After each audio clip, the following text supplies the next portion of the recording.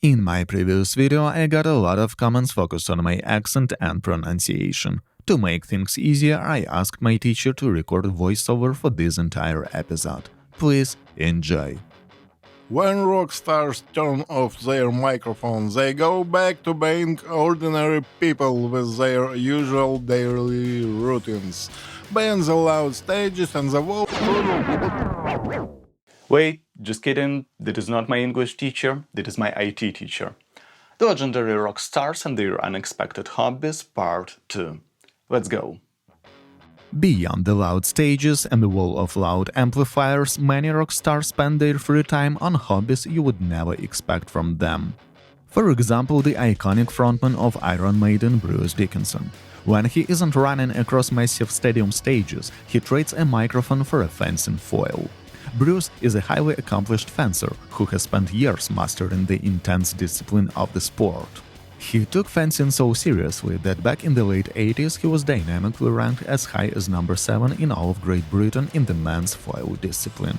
Even just recently, in January of 2025, he traveled to France to compete in a prestigious European Veterans Tournament, proving that his skills with the blade are still remarkably sharp.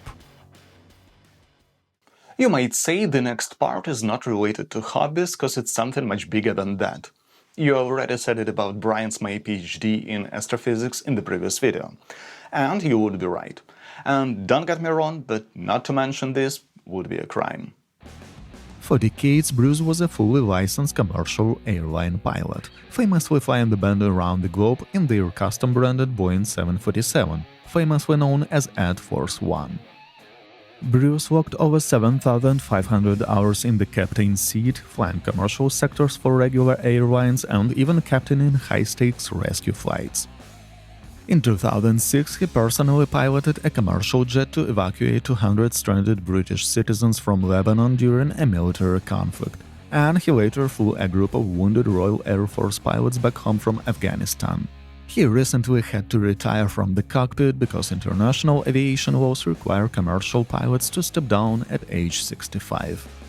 Bruce is also a massive enthusiast of classic cask ale, and he wanted to create a drink that would be respected by real brewers, not just rock fans. That is why he partnered with the historic Robinson's Brewery to personally co-develop Iron Maiden's signature beer, famously known as Trooper. But the brewery wasn't overly enthusiastic about the idea of a collaboration. They put Dickinson through an audition process involving a blind taste test with 1,000 different beers, and he passed it with flying colors. Bruce Dickinson is not the only rock star who loves making beer. Roger Daltrey, the legendary voice of The Who, shares the same passion for brewing. But instead of just partnering with an existing company, Roger took it a step further and built his own ecosystem around the craft. Back in the 1970s, Roger bought a peaceful farm in East Sussex to escape the absolute mania of global touring. He spent years personally transforming the landscape, even hopping into a bulldozer to dig out and design the lake-down trout fishery from scratch. He excavated the land to create 4 stunning spring-fed lakes, turning a hidden valley into an elite destination for fly fishing. In 2020, Roger co-founded the Lakedown Brewing Company right on his estate alongside his son Jamie and his sons-in-law. They took the old fisherman's lodge overlooking the water and converted it into a lakeside taproom, using the natural spring water from the farm to brew easy-drinking traditional ales and modern craft beers. Roger even has his own private batch called Roger's Pale Ale, which is brewed strictly for his birthday and never sold to the public. For me, it sounds like the perfect day of plan, where you can spend the afternoon catching trout in the lakes you built and then sit down to enjoy a fresh pint created by your own family. As you can see, many rock stars own massive ranches or farms where they completely reinvent themselves. For example, the legendary bass player for Blur, Alex James. He didn't just build a luxury mansion to hide away from the world. He fell completely in love with agriculture and decided to become a full-time artisan cheese maker. He took professional training courses, renovated his historic farm outbuildings into sterile production spaces, and spent years mastering everything from milk fermentation to cars handling to create a perfect flavor profile. His hard work completely paid off, because he turned his land into an award-winning artisan powerhouse. His unique God's cheese called Farley Wallop completely shocked traditional farmers by winning a prestigious gold medal at the British Cheese Awards.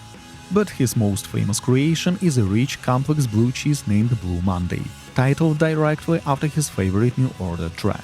It's an incredibly smooth blue cheese with deep, savory streaks that won multiple international awards for its rich flavor profile. Today, Alex is a highly respected food advocate who splits his time between writing books about agriculture and running his operations. In the previous video, I talked about what James Hetfield does in his free time. Thanks to your comments, I found one more interesting hobby that I want to share with you.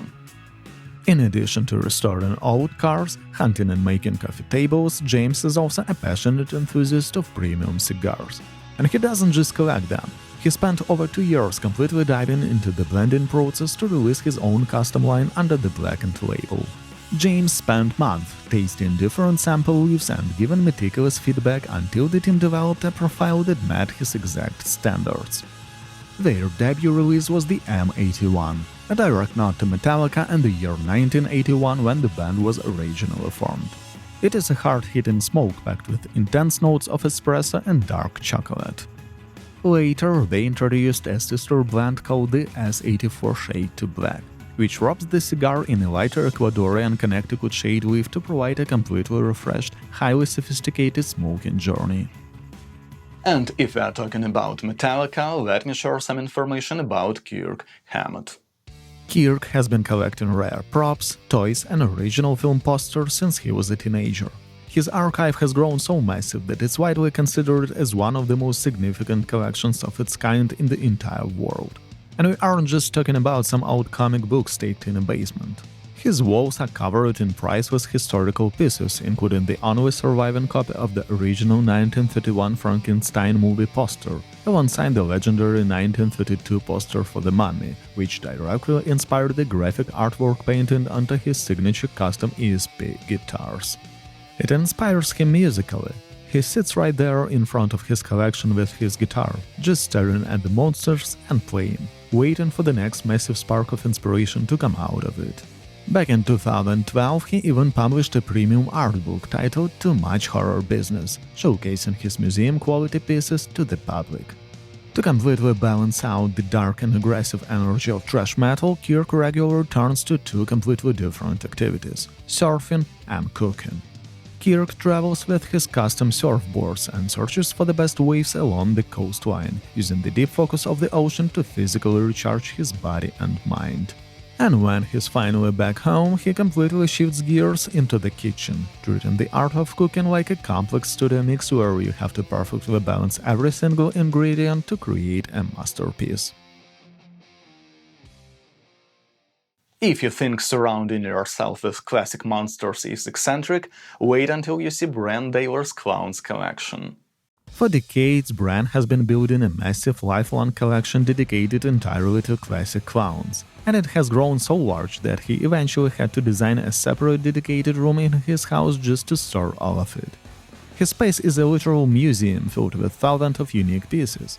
His shelves are crammed with rare porcelain figurines and antique hand-carved dolls. His walls covered from floor to ceiling in classic oil paintings. For Brann, this isn't about just scattering guests, because he actually sees clowns as complex theatrical symbols of both deep tragedy and joyful art. This passion runs so deep that during a single year he even challenged himself to draw a different clown sketch every single day. Brann's love for clowns isn't a random hobby. It actually stretches back to his childhood and a deep emotional connection to his grandmother, who filled her home with classic art, porcelain figurines, and old-world aesthetics. In fact, when it comes to collecting rare, strange or creepy objects, it's hard to beat the personal archive of Marilyn Manson. Manson has a massive collection of oddities, but his vintage metal lunchboxes are the most surprising part. He spent years finding these rare nostalgic gems from the 60s and 70s. But those are actually the most normal things in his house, because Manson is also obsessed with collecting antique dentures and prosthetic teeth. He is constantly finding rare dental molds, porcelain teeth, and all sorts of strange old-world medical relics. By the way, Manson's close friend, the legendary actor and musician Johnny Depp, is also a highly dedicated collector, but his specific passion takes a completely different turn from anything dark or gothic. Believe it or not, he has spent years building a massive, highly sophisticated collection of Barbie dolls. Depp originally started collecting them to practice his character voices and acting choices with his children, but today he treats the archive as a serious study of pop culture history, focusing on rare celebrity editions that he keeps in pristine, collector-grade condition. While some artists like to fill their spaces with different kinds of collections, others prefer to build those spaces from scratch. For example, Richie Kotzen. When he steps off the tour bus, Richie completely transforms from a rock icon into a dedicated hands-on home renovation expert. He doesn't just casually hire expensive contractors to do the work for him. He personally buys historic, outdated properties and completely guts them down to the wooden studs. Richie literally manages the entire construction process himself, spending his weeks doing everything from framing structural walls and running complex electrical wiring to laying down intricate custom tile by hand. Last year I was renovating my room and it was a literal nightmare for me. So yeah, my thing is building collections, not places. If you're a collector yourself, I'd love to hear about it in the comments. Tell me exactly what you collect and how large your collection has grown. Speaking of hobbies that require a completely different kind of technical focus, let's look at one of the most classic – amateur radio. You might know Joe Walsh as a legendary guitarist of the Eagles, but in the world of global communication he is known as WB6ACU. Joe has been a licensed, highly active ham radio operator for decades, spending hours of his downtime carefully tuning frequencies and reaching out to connect with other operators all over the planet. Joe has even used his fame to partner with the American Radio Relay League to promote radio science. Tuning those radio dials is like playing a musical instrument. It's a challenging pursuit that demands intense patience, deep equipment expertise, and a bit of luck to finally catch a clearer signal from thousands of miles away. The previous video I was finishing with the information about model train enthusiast Neil Young. But it turns out that in the world of rock music, he is not only the person obsessed with it. The world of model railroading is a massive secret hub for some of the biggest icons in rock and roll history. And we aren't just talking about a simple toy set running in a circle. These artists spent decades building museum-quality landscapes that span across entire rooms. For example, Rod Stewart. For more than 25 years, Rod has been meticulously working on a giant 124-foot model railroad. It named the Grand Street and Three Rivers Railroad, and shows a detailed American city from the 1940s. Rod is so obsessed with the realism that he manually adds tiny bits of grid to the roads, just to keep the setup from looking too perfect. And Rod isn't the only one finding balance on the tracks. Icons like Phil Collins and Eric Clapton are both confirmed as long-term model train enthusiasts. They are actually highly respected members of the model railroading community. Away from the screaming crowds and the stress of the music industry, these massive layouts serve as a vital escape where these artists can completely clear their heads. Share your own hobbies in the comments, I'd like to know what your thing is. For example, my recent new hobby is playing World of Warcraft. It has become a surprisingly effective way for me to escape the high pressure of the reality I'm currently living, or even, let's say, existing in. If you enjoyed this video, give it a like and subscribe to the channel for more interesting music content. Thanks for watching and good luck!